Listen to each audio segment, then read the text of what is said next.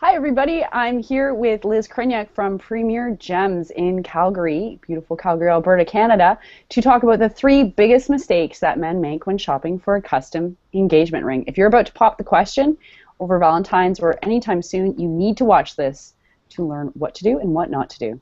Hi, Liz. Great to have you here. Hi there, great to be there. Um, so Valentine's is coming up, and it isn't always a big thing for some people, but it is a pretty good time to start thinking about that engagement ring, or even something we'll get into later, a promise ring. So, first of all, the first thing that we can think of is don't limit yourself to just the diamond. Diamonds are great, and a lot of people have found their love with them. However, it's not historically, it wasn't always a diamond that we used for an engagement ring in the center stone. Before 1920, we had different types of stones, so we would use a sapphire historically. And that's why the royal family, their sapphire with the diamonds around it, that's why they use it. It's because it's always been their traditional engagement ring. So Really, that's super interesting. So the beautiful sapphire and diamond ring that Miss Kate Middleton is wearing for her engagement ring is because sapphires were traditionally what you would use to propose. exactly. It was the romantic stone before the marketing came around that you had to have that perfect 1 carat diamond. You know, the diamond is forever. That wasn't always there. So we used other stones before that. So I mean Well, that, it's another option that you can use. well, that's great to know. And how romantic is that you can tell your girlfriend or fiance that you picked out a sapphire because that's what the princess wears, and she is your princess, and so she should have one too. That's so sweet. That's a great sentiment. Um, there's other gemstones besides the sapphire too. The traditional blue sapphire that we see is this blue one here. So there's so many other options beyond this one. This one is beautiful. However, we have lighter blues, like this Montana sapphire, which was custom cut here in Calgary. But my favorite is called the Paparacha sapphire, and that's this one here. And it has this really nice pink to it. That's gorgeous. So Mhm. sapphires aren't just blue; they can come in They pink can too. come in pink, purple. Purple's hard to find, but they do come in purple, blue, and this really beautiful cornflower blue, not the black that most people see in those stores.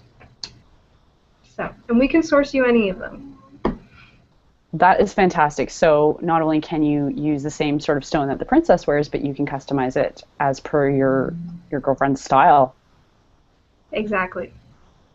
Love So, it. Love it. So okay, so what's the second biggest mistake that people make when they are shopping for an engagement ring? well, consider her personality too, right? It may not be the sapphire that she's looking for.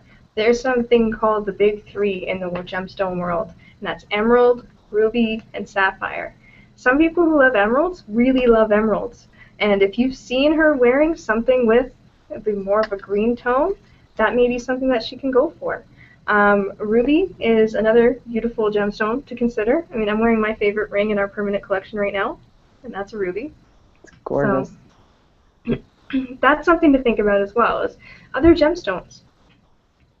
The next one that we can mistake that people make before that is thinking about, do you really want to make that engagement ring step first, right? There is something called a promise ring that is before that, and it's on a smaller scale. I mean, this can help, especially if you find yourself a little bit money's a little bit tight after Christmas. This is a smaller scale ring that you don't need to spend the however much you've set aside in your mind for an engagement ring. This is 200 and up for a ring. And this is nice too. You don't have to go with the small diamond. My promise ring back a long time ago was my birthstone. It was an amethyst, so in February. And that's something you can think about as well, because you can get a bigger size and a smaller price.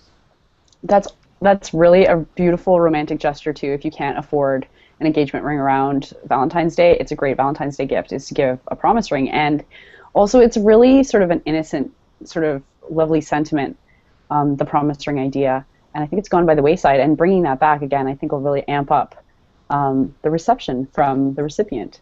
Exactly. So it's a good way to start that dialogue too later on. If you're really not sure, this is a good way to start. So, Good point. So before you drop the big bucks, yes. definitely make sure. So next thing that we were talking about would be upgrading. So if you really did want to go with the engagement ring route, and we can design a piece that will be able, we can start smaller and we can move up later on over time. So isn't that sort of a tradition too, where people typically upgrade the size of the engagement ring based on life events like your second baby or a wedding anniversary or even the first baby? Like, isn't that just sort of a normal thing that people do, is upgrade the size of the main stone? Exactly. And it is marked with an anniversary usually. It's either the 1st year, 5th year, first baby, the 8th year even. That is something that we can do. If we design around a piece that can easily change the center stone and make it a bigger one, that is something to look at as well. And then that is something that you have as a memory later on to talk about when you're redesigning and upgrading your stone. And that's a really great experience that the two of you can share as well, which is really fantastic. And it'll help, again, with the budget constraints, if there are any. You don't necessarily have to, save and save and save forever. You can sort of start a little bit smaller and then know that you're going to upgrade, and you can tell the recipient that as well. Exactly. What a great tip. That's fantastic. So 3 main things that people should know before they propose, especially if they're thinking about it around Valentine's Day.